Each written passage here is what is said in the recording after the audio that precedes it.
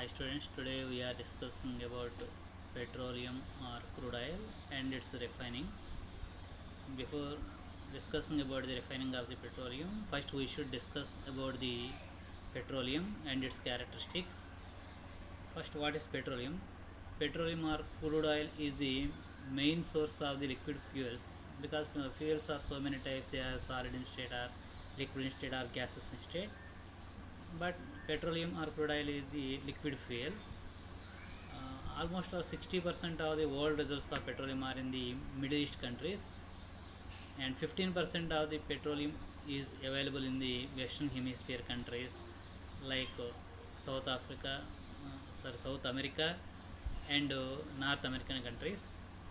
The word petroleum, the word petroleum is derived from two Latin words. They are petra and oleum. The word petra means rock, and the word oleum means oil. So it is also known as rock oil or mineral oil or crude oil. The color of the petroleum is it is a dark color liquid, and it is a dark color viscous liquid, and this liquid is found in the earth crust. That means at the deep of the earth crust. The composition means mainly it contains hydrocarbons, a mixture of hydrocarbons, and with a small quantity of optically active compounds. These optical active organic compounds containing the elements like argon, oxygen, nitrogen, sulfur, and traces of metallic constituents. And the mixture of hydrocarbons, that means the hydrocarbons like paraffinic hydrocarbons, olefinic hydrocarbons, and aromatic hydrocarbons are present in the petroleum. And elemental wise composition, the carbon, the element carbon is nearly 80 to 87% in the petroleum, and the hydrogen percentage from 1.1 to 15%, and the sulfur percentage from 0.1 to 35%, oxygen percentage from 0.1 to 0.9%, and nitrogen is from 0.4 to 0.9%. With among the besides these elements, lighter elements, petroleum also contains the heavier elements like iron, nickel, and vanadium. The next topic is mining of the petroleum. Mining of the petroleum mining of the petroleum means bring the petroleum or crude oil to the surface from the uh, deep earth is called as mining of the petroleum. For bring the petroleum from the deep earth to the surface, pipes are sent through the drilled holes into the oil wells. That means oil wells are constructed from surface to the deep earth, and pipelines are arranged from surface to the oil wells at the deep of the deep earth. And by drilling these holes and pumping with the help of the airlift pumps, the petroleum or crude oil is brought to the surface. This is called as mining of the petroleum. Next one, refining of the petroleum or process of the petroleum. The digging or drilling or mining of the petroleum, and then crude oil coming out from the oil well generally consists of the so many components like frothing mixture of solid, liquid, and gaseous hydrocarbons containing sand and water and suspension, sulfur, and other impurities. That means this crude oil has so many impurities and sulfur and hydrocarbons, sand and water and suspensions. So we should remove all these impurities in refining process. So crude oil first subjected to the fractional distillation to recover so many usable products or saleable products. This process contains freed from its impurities. That means the first the crude oil should be free from impurities. That means it should be removed from the impurities. The impurities should be removed from the petroleum or crude oil. Next, it is separated into various fractions or various components using different boiling points. So according to the boiling points of the fractions, the different fractions of the petroleum like petrol, diesel, kerosene and gases are separated from each other by using fractionating columns. And then further heating of the petroleum removes the undesirable products from the petroleum. This whole process, that means freed from impurities, separation into various fractions and heated to remove undesirable products, is called as refining of the petroleum. This refining of the petroleum involves mainly three steps. They are demulsification, removal of harmful impurities and fractional distillation. First one, de-emulsification process. In this de-emulsification process, that means petroleum has emulsion layer. That means petroleum or crude oil in the form of the stable emulsions. There are two types of the emulsions. They are oil in water type emulsion. These oil in water type emulsions are also called as hydrophilic emulsions, and water in oil type emulsions. Water in oil type emulsions are also called as hydrophobic emulsions or hydrophobic type emulsions. With these emulsions, the petroleum should looks like a color from yellow to dark brown. So before subjecting to fractional distillation, the petroleum oil or crude oil should be de-emulsified. For this process, one method, that means electrical method, is used for the demulsification process. In this method, crude oil first subjected to an electric field with a high voltage of alternating current.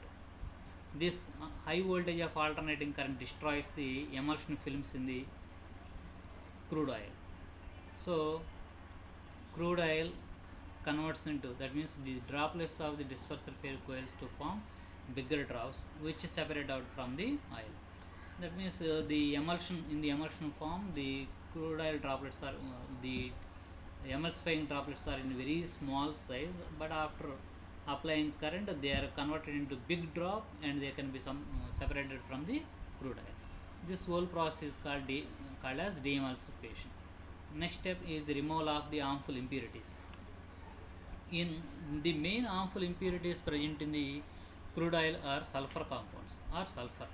So the removal of the sulfur is the main and important factor to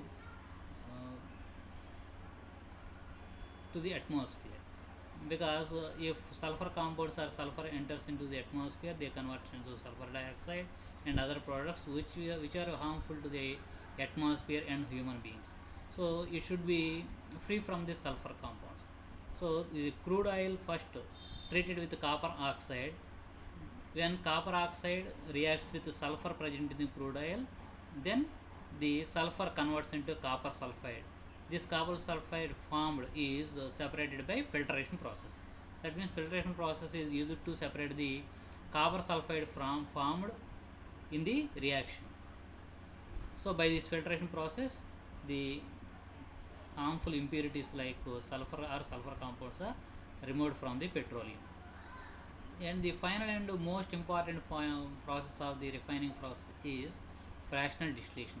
So this is the most important process, because in this process or in this fractional distillation process, different fractions of the petroleum are separated from each other. That means the different fractions means the petrol, diesel and other compounds, kerosene, asphalt, all these are separated from each other in this fractional distillation process. The main theory or the main principle involved behind this fractional distillation process is petroleum is the mixture of the group of hydrocarbons with specific boiling points ranges called fractions. The different fractions are, first one is the kerosene factor. In kerosene factor, the carbon atom composition is from C10 to C16 and it has a boiling point range of 180 to 250 degrees centigrade.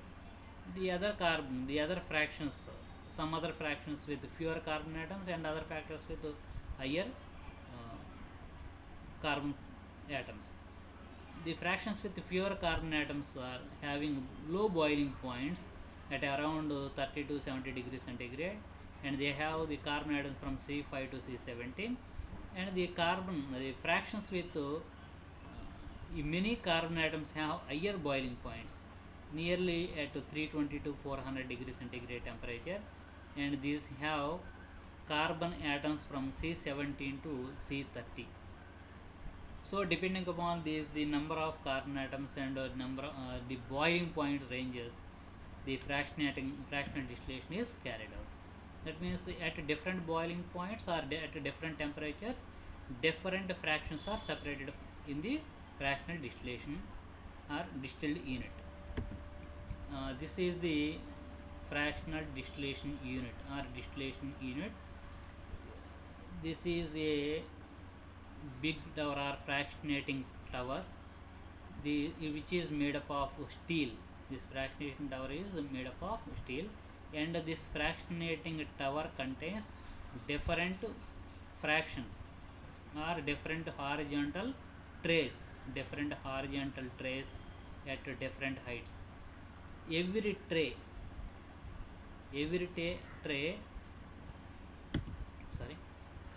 or each tray contains a small chimney. Each tray contains a small chimney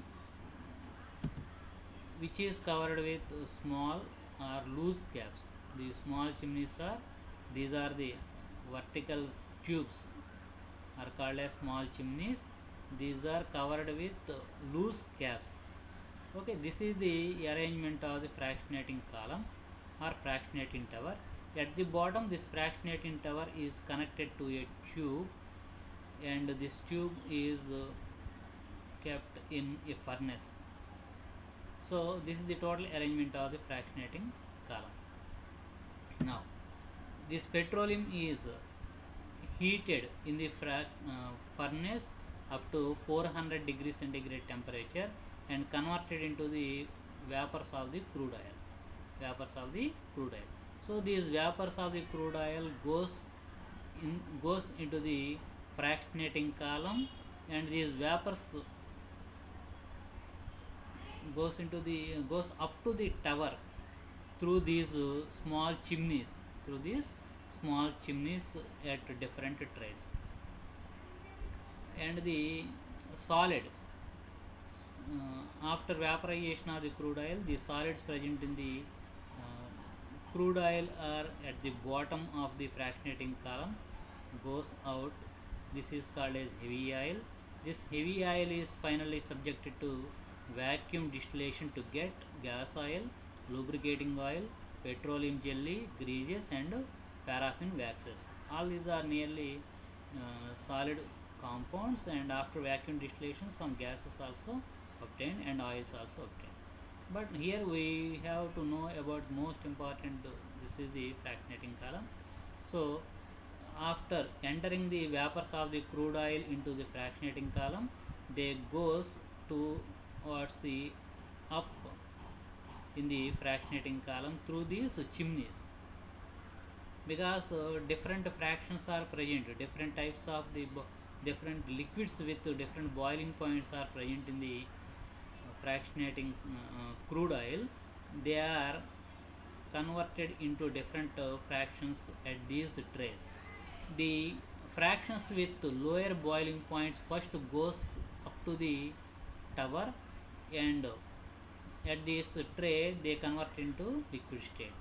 The fractions with higher boiling points cannot goes up to the fractionating column. They just condensed at the bottom of the fractionating column. So according to this, the diesel oil has higher boiling point. The diesel has higher boiling point, and it condensed at the lower trays.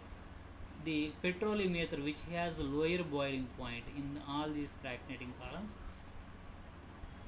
condensed at the upper tray. After condensing all these oils, the remaining gases goes out from the fractionating column.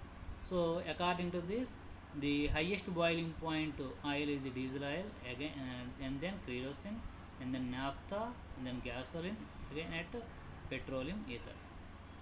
So this is about fractionating column or fractionating distillation. So this shows about the petroleum is heated in a furnace to about 400 degrees centigrade. Oil vaporizes and passes into fractionating column. As the vapor of the oil rise up in the fractionating tower, they become polar at a condensed rate at the trace. The fractions come out of the column at different heights depending on their boiling points. Petroleum gas fraction comes out at the top of the column as its hydrocarbon molecules have the lowest boiling point.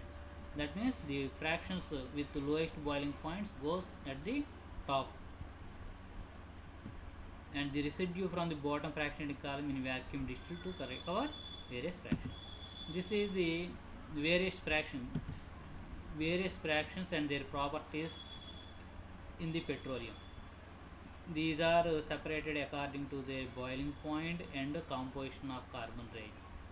The first one is the uncondensed gases. The first fraction is the uncondensed gases. These uncondensed gases are the uncondensed gases which are comes out from the fractionating column. These uncondensed gases have the boiling point range from 0 to 30 degrees centigrade, and with the composition of C1 to C4. These are generally used as domestic fuel in our home as an LPG gas.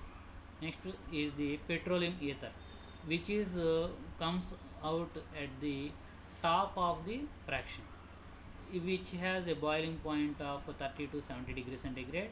It has a composition of C5 to C7. It is used as a solvent in different reactions.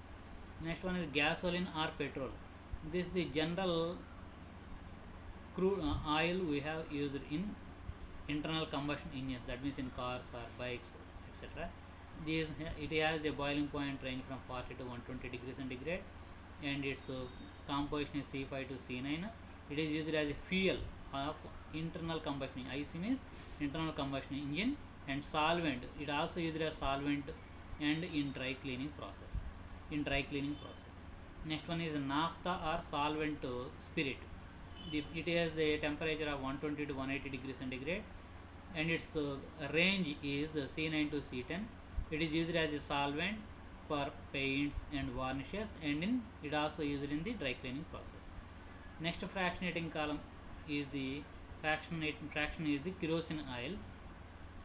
This has a boiling point range from 180 to 250 degrees centigrade, and its composition is C10 to C16. It is used as an illuminant and jet engine fuel and for making oil gas. Next one is diesel oil. Its temperature range is 250 to 320 degrees centigrade, and its composition is C10 to C19. It mainly used in the diesel engine oil and carbureting of water gas. Next one is the heavy oil. Its boiling point temperature is 320 to 400 degrees centigrade, and its composition is C17 to C30. It is mainly used for getting gasoline by cracking process.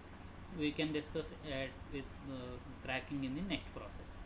Next one, the refractionating of the heavy oil. That means we are getting heavy oil at the bottom of the fractionating column. This can be further subjected to refractionating. Then we get different types of oils like lubricating oil, petroleum jelly, grease, and paraffin wax. All these having nearly the composition range from C17 to C20. Again, this lubricating oil and grease are used as lubricants. Petroleum jelly is used in cosmetics and medicines, and paraffin wax is used in making wax papers, candles, boot polish, etc. Again, the last solid compound remained after fractionating is called as residue. The residue is two types: asphalt and petroleum coke. Residue having the temperature greater than 400 degrees centigrade. Its carbon range is from 330 and above. Asphalt is mainly used for making roads and waterproofing roofs. That means asphalt is generally called as tar. Next, petroleum coke is mainly used as a fuel.